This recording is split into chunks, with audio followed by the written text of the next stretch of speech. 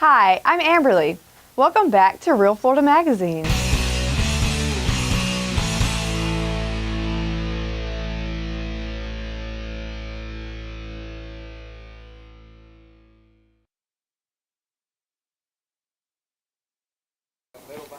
Welcome back. Here right now with Zona Starnes, part of Hammers and Hearts. If you've seen some of our past episodes, we interviewed Gabe Tischler, who is with Catholic Charities, part of this massive relief effort. Lots of rain. Simply put, lots of rain. Started around the 4th of July, and 6 weeks later, Washington County found itself in a state of emergency for the second time. A lot of people put out of their homes, a lot of roads impassable, a lot of expense to the county and to individuals. Zona is part of a group, Hammers and Hearts, which has come to Washington County to help some of the folks, such as those seen behind us right now. Zona, where is your home? We're from Conover, North Carolina. Wow. So how many in your group here? We have 13. We have 2 ladies that stay back and cook, and then we have 11 that's working on the houses. And you all came from North Carolina? Yes, we did. We're from St. John's Lutheran Church in Conover, North Carolina. Well, you know, we sort of had our eyes open when we spoke to Gabe Tischler from Catholic Charities, and he explained how this process works. But until you actually come to a job site such as this and see you guys, it's like ants on a chicken bone. You guys are working all over the place. Mm-hmm. What is the name of the owner? The owner is Gordon and Claire Nell. I'm not sure. Okay. What their last name is. And as mentioned, we're here in Chipley, Florida, not far from the county courthouse annex. So we're right here, basically in downtown Chipley.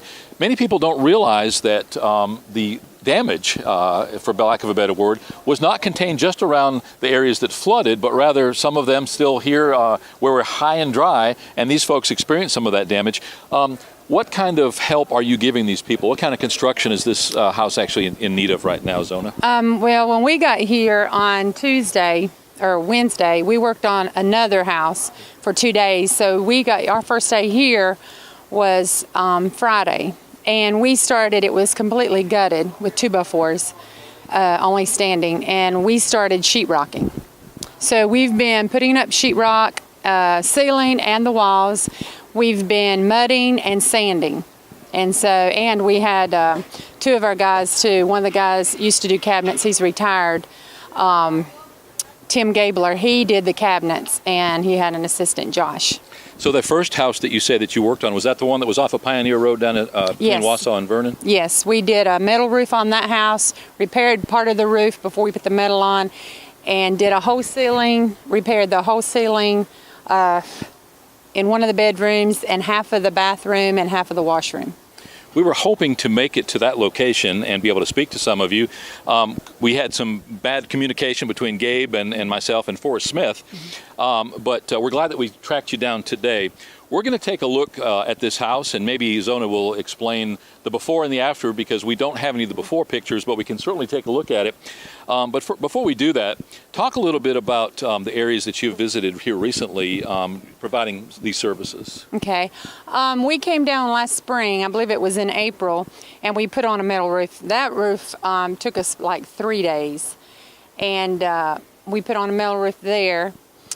And then we did some more sheetrock, and we went to another lady's house and sheetrocked her whole house. And after we got the sheetrock done there, we went to another lady's house and sheetrocked her house and painted her whole entire house. Now, in what parts of the area, what area were those homes? That was Live Oaks. Okay. So you're getting quite a tour of Florida, of Yes, North we are. Florida. Yeah, it's nice here. Obviously, disaster to disaster to disaster. You've got the hurricane in the Northeast. Mm-hmm. You've got the tornadoes in the Midwest. Mm-hmm. You've got what we now have had flooding in Florida and other parts of the country. Colorado experiencing flooding here just recently. Mm-hmm. Pretty amazing stuff. FEMA is basically out of business. They're not writing the blank checks like they used to, certainly, and that's not a bad thing. I don't think that the federal government should probably be in that business. I think we're better off doing what's basically a bootstraps effort, which is what you're doing, helping people, giving them a hand up, not necessarily a hand out.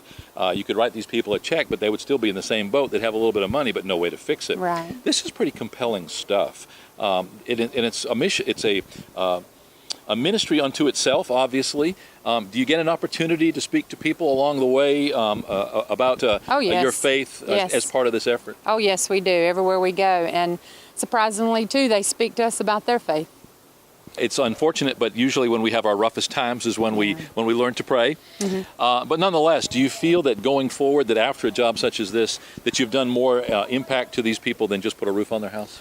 Well, from my experiences, from the places we've been, we were in New Orleans 7 times after Katrina, and the people there were just very grateful, and they didn't understand why we came so far to help them. But we get more than we give out of these jobs, and we learn a lot about the people in the different states that we work in. We were in Missouri after that tornado up there. We were in Alabama twice after the tornadoes there. And we get more, and God just drives us to do this. This comes from, this is just it's a passion that we have, and we just feel like this is something that we can give and receive and show people that, God sends us to do these things, and we enjoy it, and we work good as a team. How can you afford to do this? Obviously, if you're here doing this, you're not working a regular job. What finances your operation? Well, we do fundraisers. Our church, St. John's, does fundraisers. We have a trailer set up to make sandwiches, and we go to auctions, we go to sports events, we go to car shows, tractor shows, and we sell sandwiches and drinks and set up when we raise our own money. And we have teams that go to Russia for Vacation Bible School. We have teams that go to Alaska to the villages, and they teach Vacation Bible School to the children there. So this is basically a double whammy for you. You work your tail off earning money to be able to come and work your tail off somewhere else. And as you point out, it's a blessing to you as well. It is. It's a blessing. We get more than we give. And I like that. That's a great way to say it. You get more than you give. If somebody wants to get involved in Hammers and Hearts, what's the best way for them to find out more information? Hammer and Hearts has a website that you can go to, and they're on Facebook. Just type it in, and you can go straight to it and like it, and you can be on Facebook, or you can go to their website, and they have opportunities there that you can donate or get more information if you want to help. So if you do want more information, you can Google Hammer and Hearts. And again, as Zona points out, you can find their website. But I would think that the Facebook page would probably be as much, if not more compelling, because there's probably lots of photos and video clips.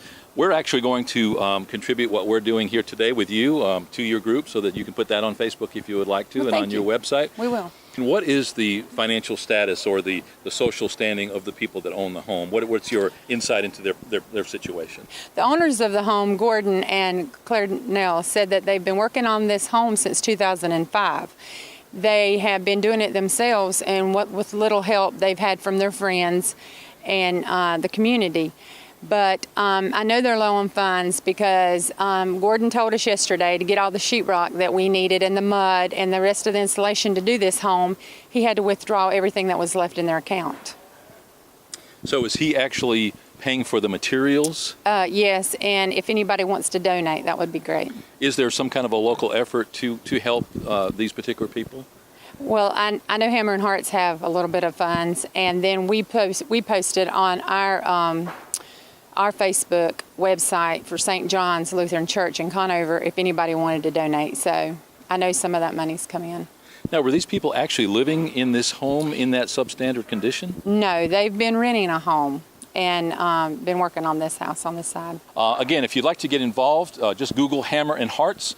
You'll be able to find their Facebook page or their website. Get involved. As Zona points out, you get more than you give in these kinds of conditions. We're going to be taking a tour around the county, visiting some of the other sites that Zona and her crew, along with some of the other folks who are here from Hammer and Hearts, as well as other organizations, are working on and are trying to help people. Forrest Smith and Gabe Tischler, both who have been on the show before.